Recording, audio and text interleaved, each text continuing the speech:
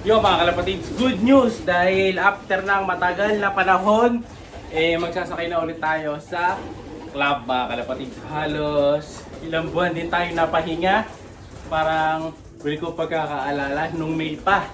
So simulan na natin ngayon ang arena. Mag-start tayo sa Sabado na. So last toss namin is sa Martes na and then sa another Thursday pa. So dyan sa May Angeles tayo magtotos na Martes, tapos yung Huwebes, diyan na tayo agad sa Concepcion. So tatalo na tayo. Then Sabado sa Concepcion ulit yung training pero sa club na yun. So kailangan mamayang gabi boy or yung sa Huwebes na lang siguro nasakay, pero pwede niyo mamaya, no? Pero tingin ko sa Huwebes na lang kasi medyo refresher tong toss nila bukas eh. So bukas pag-uwi nila, re-recover natin. And then sa Thursday, gabi pa lang, isasakay na sila sa crates. Wala nang tanggalan sa crates. Para pagka i-release sila ng Friday na umaga, alam na nila yung mangyayari sa susunod na training nila. So ito, titingnan nga pala natin kasi sabi ni Madlato, mapabawasan yung mga panlaban natin. So kasama natin siya ngayon. Pakita mo nga boy. Siya si Idol Madla, nakakahanga, may mga hawak, gandang linyada. Ika'y inspirasyon kung bakit hanggang ngayon ako'y palaging kumakarera. Ayan, papasok na si Madlato sa kulungan para bigyan tayo ng update para dito sa mga warriors natin. Kasi lugon nga daw yung mga ibon natin mga kalapatids. So may mga naglugon daw na ilan. So pag lugon, out na. Naku, ito kalbo na yung ulo. So tingnan natin kung ano yung bagwis na ito. Check mo, bilangan mo boy. Anong buwan ito? Anong buwan ngayon? Dito yan. Ito tama. Check mo mabuti. Kung magalas. Hawakan mo pagka parang patubo ang bagwis. Yan, maimas mo naman pagka yung parang may tusok-tusok ka, hawak mo siya parang natutusok-tusok ka. Lugon na yun mga kalapatids, pero yung ulo niya lugon na eh. So, decision natin to. Nakita naman gano'n. Hindi naman masyado. Buntot.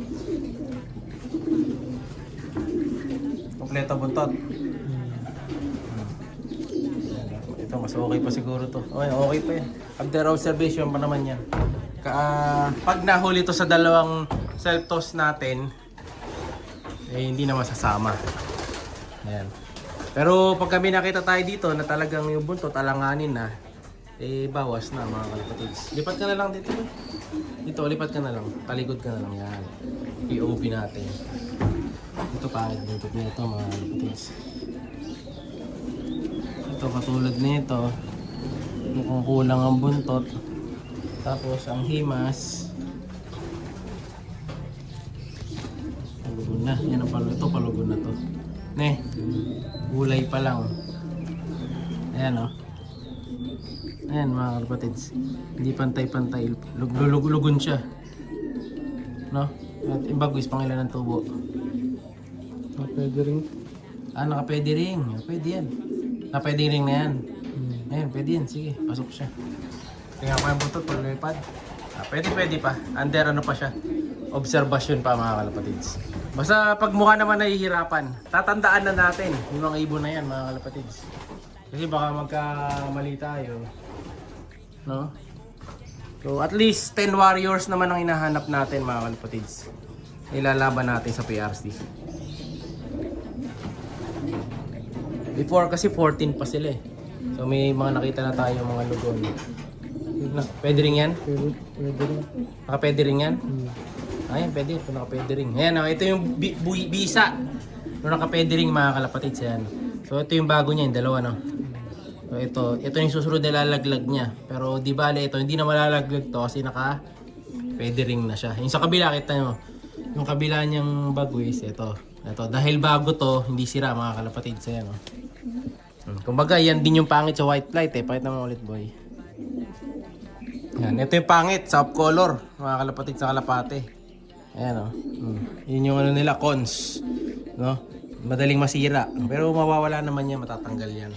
So, pwede pa to. Ayun, okay din ang buntot niya. Buo, barako pala yun. Liit na na. Pero titingnan natin kung may makikita tayo yung mga alanganin. Ito, lugon din ah. Mahalas ah. Inabot lugon. Hindi na pwede rin. Hindi na pwede rin yan. May iwan to. Sa atin may ulo. Lugon. Lugon. Ito lugon to mga kalapatids. I-mark mo na. Markahan mo. May clip rin ka ba dyan? O, ano? Ayan. Alanganin yan. Ayan o. Ano yung bagwis nyo? Bawas. Lalaki. Ano? Hen yan? Ano ring nun? Ano ring? Puli. Pichi lang yun. Nakong ring. Kala ko club eh. Pero yung nakakalab ring yan, kailangan laban na yun mga kalapatids. Susugalan natin. Yun, yata niyo ba yan? Yung naka-blue. Uy, nakatakas yung isa. Takas muna tayo.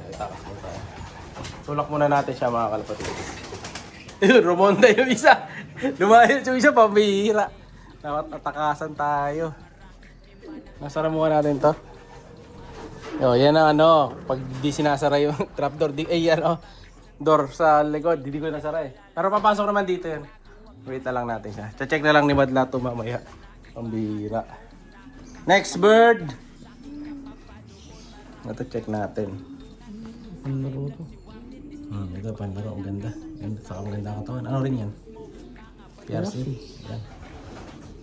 Malalaglag to hanggang dito siguro. Max. Ito. Pwede ring no? Ito naka-pwede ring mga kalapatids din no? So lalaglag niya hanggang dito sa laban. Ito, yung importanteng dalawa. Okay pa. Sige boy. Tatakas yun ah. Saan na kaya yan dito mga kalapatids? Alam mo, nasa taas na. Pero uwi din naman yan sa atin naman. Yan, ganyan ka na lang. Ito, ganda rin ito mga kalapatids. Check. Butas ang kilikili. Butas ang kilikili. Tapos, Hindi na pwede. wala pwede rin. Pahit ang pagwes. Magalas. Pangat pang gamos. Pangat. Pahit tuwa. May butas. Butas ang kilikili nito mga kalapatids. Di ba yun yung naiwan din? Ay, hindi na pwede. So, hindi siya pwede. Ito yung naiwan din sa training. Yan. Siya'y kalapatistang napakagaling na kinakilala.